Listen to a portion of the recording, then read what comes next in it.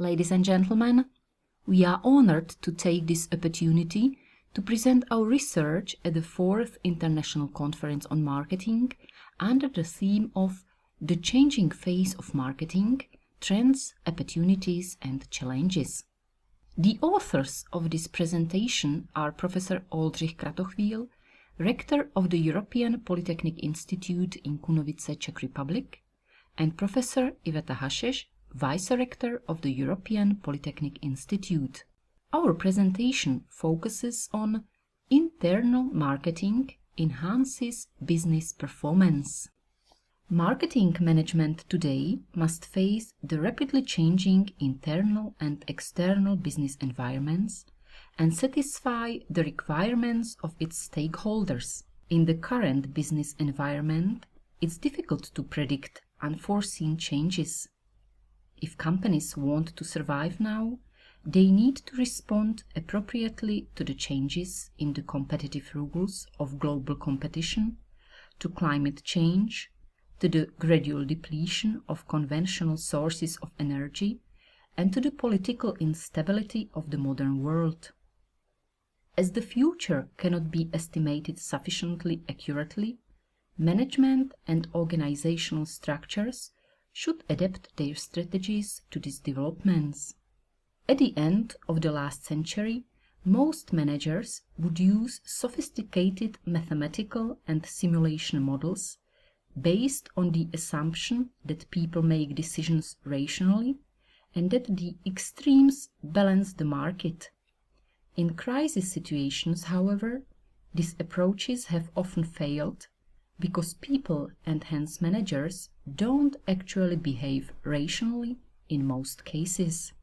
And at a time of overproduction, their decisions can be influenced by their emotions. This latter factor can also significantly affect their corporate management abilities. On entering the new knowledge economy, businesses need to fundamentally change their approaches. They need to be able to rid themselves of any inflexible, rigid, hierarchical organizational structures which rigidly fail to support any necessary changes. The best solution is to create internally cooperating, organizationally linked teams. This should have sufficient autonomy in the organization and fulfillment of their tasks and the possibility to collaborate internally to achieve their common business objectives. The foundation of success for this teamwork lies on the assumption that their team members take their participation in their common objectives and targets on their own.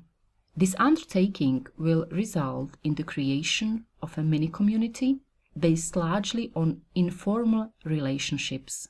Therefore, this requires a radical change in staff thinking.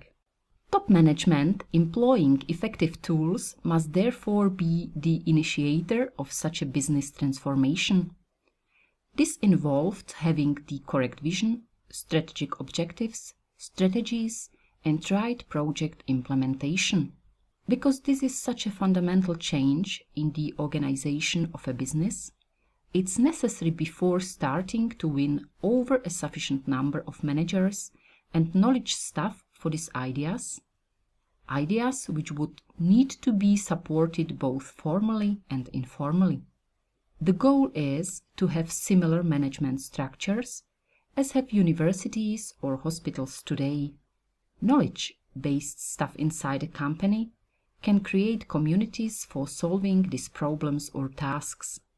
However, the promotion of such an organizational change is definitely not easy.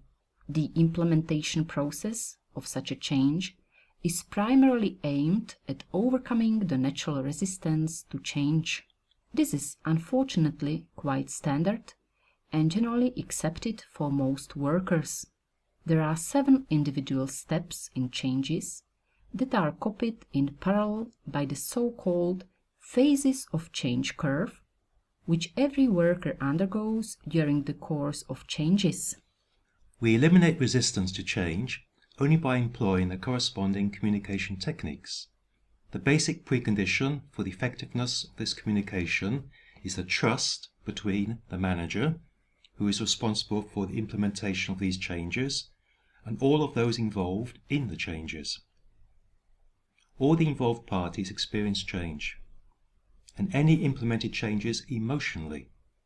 This experience can best be demonstrated by the following model, the so-called emotional curve of change, that divides the individual perception of the change process into 7 successive stages. Managers and leaders must understand the progress of the emotional perception of each phase of the changes in their employees, and they have to respect their individuality. In order to overcome all of these stages of change and to have the proper response to these perceived changes, top management needs an effective communication system, and one which will affect all the company's staff. Top management not only expects change in its organization, but subsequently also a significant increase of creativity, of its innovation capabilities, and ultimately of business performance. Top management must approach all the actors of this change as they do with a customer, the client, who is a source of income for the organization and who participates in the prosperity of the organization. For this situation, top management needs to change fundamentally the existing model of communication. Classical marketing communication affects mainly the classical customer and is designed to ensure the implementation of strategic marketing and operational objectives, public relations, and sales promotion. It strives to maintain its existing customers and to acquire new ones. In order for the company to prosper, this external marketing communications is of course essential. This classical model of effective marketing communication can be represented as follows. As a suitable tool for their work, a marketer uses the communication marketing mix consisting of the typical communication objectives of classical marketing and marketing communications are the increase of sales, the awareness of the company and the brand, the influencing of the attitudes of customers and the public to the company and its brand, the strengthening of customers' brand loyalty, and finally, the stimulation of the customers for purchasing and building up the market. The marketers project a communication strategy for every element of the communication mix. The external communication mix in the classic concept consists of advertisements, direct marketing, sales promotions, public relations, event marketing and sponsoring, online communications, and fairs and exhibitions. The model of making communication strategy can thus be broadly described as this process of the creation of a communication strategy is finally completed with a project of communication and media mix towards the customers. In the modern knowledge-based enterprise, the sources of profit are not only customers, but also the company's own knowledge staff. Businesses are always looking hard for such workers. Because the labour market now begins to show a significant lack of these knowledge workers, they do not have any problem in finding a place at the competition. And if the competition can get such a worker, he or she takes away part of the know-how of the company. This leaving of skilled workers will significantly impede knowledge-based management in their enterprise, and it may damage the interpersonal relationships and trust of employees and staff in their top management. The question now is how to address this situation. The solution can best be found in a change of the top management approach to these workers. Top management must consider the employees of their company as being valuable clients, and all their decisions should be done not only in favor of their external customers, but also from the perspective of their own employees. Thus, a synergy of interests of both actors must be found. The vital requirement of a company, therefore, is its client approach to its customers, as well as to its employees. For the formation of a positive opinion of these employees of their company, it is useful when an enterprise not only prevents its employees leaving, but also when it creates a qualitative internal activities and external marketing communication mix aimed towards the satisfaction and loyalty of its employees. Thus, existing competencies of the existing external marketing communications of a manager should now be enhanced by the requirement for competence in the design and implementation of its internal marketing. Internal marketing here refers both to the maximum satisfaction of employees and to the applications of the marketing mix tools for internal corporate relationships. Internal marketing deals with the examination of what would motivate employees best within a company to increase their efficiency and to create a better opinion about the company itself, and also, on the contrary, with those factors which would demotivate them. The marketing communication mix for the external environment is closely connected to the marketing communication mix for the internal environment. Its planning and implementation for the prosperity of a company is as important as having the right combination of the external variables of the marketing mix. An effective model of internal marketing communication will increase the company's efficiency and its competitiveness. So, if the company is able to specify what exactly the company wants to offer to its employees in exchange for their work, effort, and loyalty, and what the company itself wants to sell to its employees, it then finds it will have, as in the normal communication mix or internal communications mix, the available tools that complement each other. The main forms of marketing communications that companies most often implement towards their customers can be also applied towards the employees of a company. Then the various forms and their combinations cover the whole internal marketing communication. The following overview of specific tools listed in the table below can be a good example of the application of the classical communication mix in the internal environment of a company. Moreover, because of the current shortage of skilled labor, company management needs to build an internal communication mix that will use the following variables to resolve these problems: possibility of career growth, possibility of further education, pleasant and stimulating corporate culture, satisfaction of the social needs of employees, availability of the workplace, salary and benefits, self-realization. By modeling these variables, the personal stability, quality image, uniqueness, creativity, and attractiveness for the enterprise, its customers, stakeholders, and job seekers can all be ensured. The modern manager can systematically build his or her methodology, technology, and competence for the modeling of these variables. Possibility of career growth, horizontal and vertical, to enable the opportunity for every worker to realize his life goals, to allow him to pick either the position of a manager or a knowledge worker. Knowledge workers require constant possibilities for their professional self-education, the freedom to be creative, and they can see their career in the horizontal plane. In contrast, people who aspire to management positions can see their career in the vertical plane development of their managerial competencies. Top management must offer solutions to these workers in their career rules and schedules, training programs for staff, fellowship, etc. Pleasant and stimulating corporate culture. The knowledge worker doesn't like a prescriptive environment. He prefers a workplace where people are happy, where there is a good team spirit, and where he will find friendly relations. Building such a corporate culture is another aim of top management. Satisfaction of social needs. Top management must strive to support extracurricular staff activities.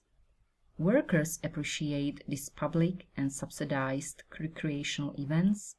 They appreciate help with the solving of the life situations of their family members, the promotion of their health and retirement needs, etc.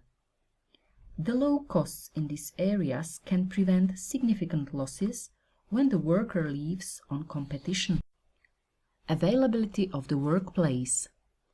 When top management thinks about its enterprise development, an important criterion for deciding the place of work is its accessibility, including sufficient parking capacity.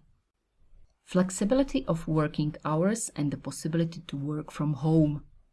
A significant variable that influences worker satisfaction is the possibility of flexible working hours and work from home.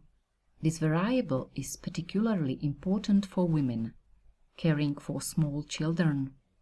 However, the psychologist Gail Kinmano of Bedfordshire University showed in her research that flexible working hours and work from home cause insomnia and can lead to a propensity for overeating.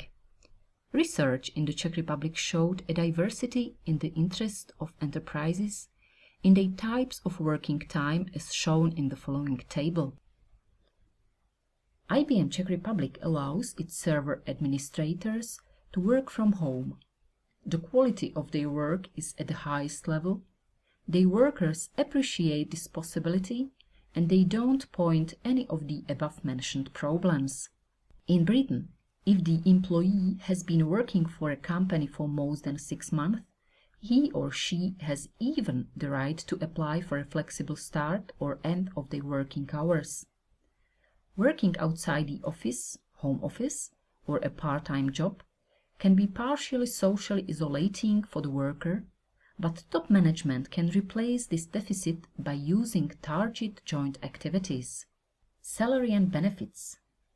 Most manufacturing companies make up their salary from 2 components, a basic salary and a bonus.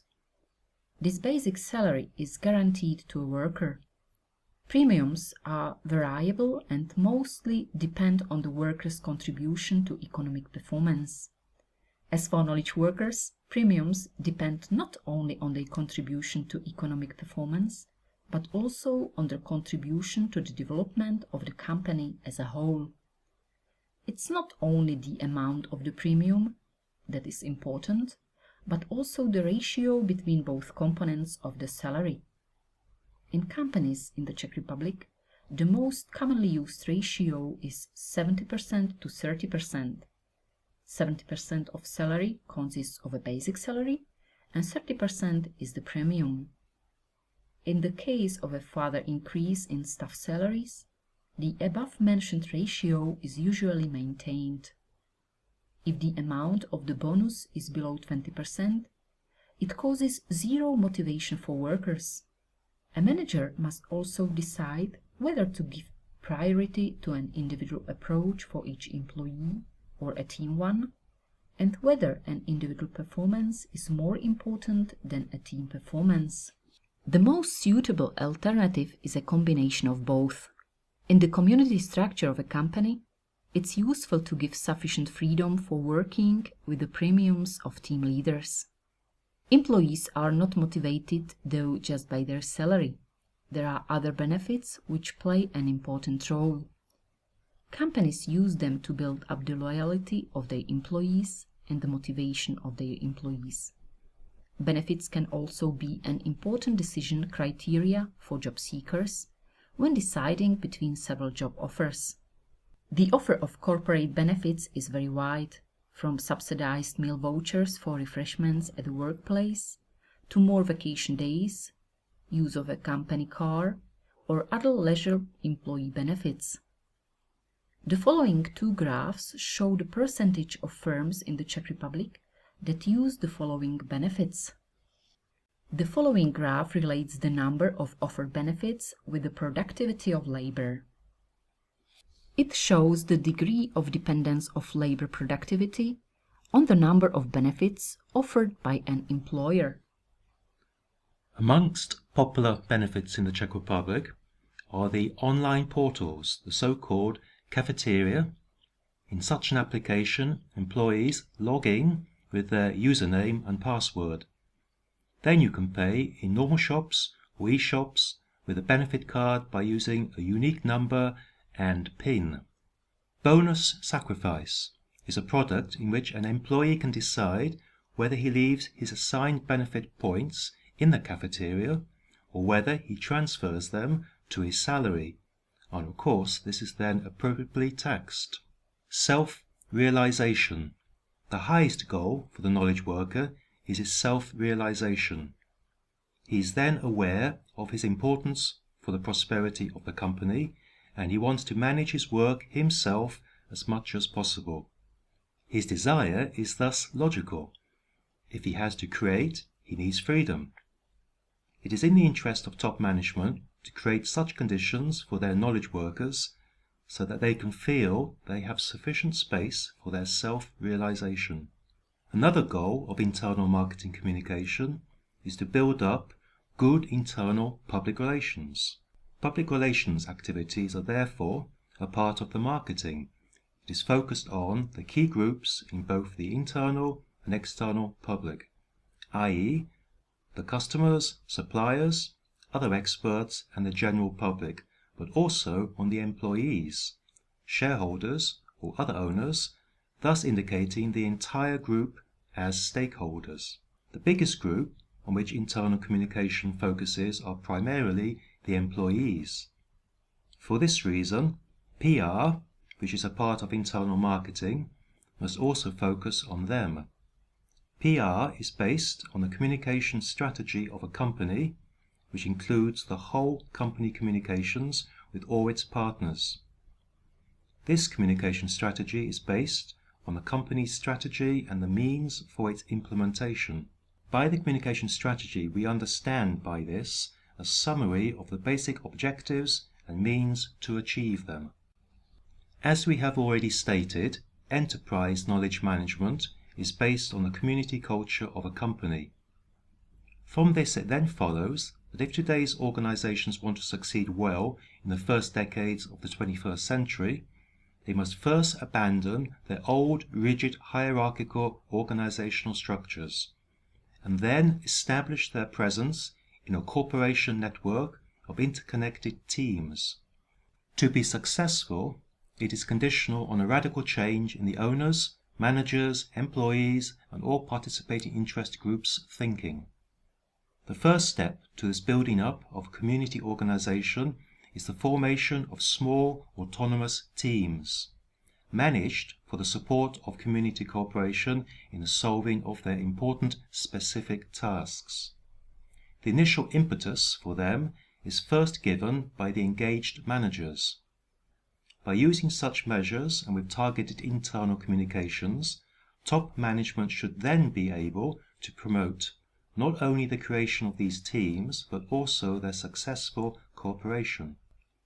In this process, where top management takes these community teams in the same way as they take clients for realizing their goals, we then will have a new way of communication used by top managers, including the employment of team leaders and all knowledge workers, all playing a significant role.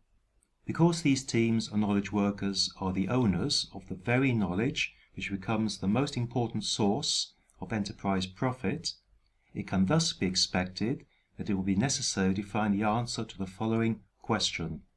What is the most effective way of bonding first the gold collar workers and later the knowledge workers into the ownership structure of the company? Thank you very much for your attention.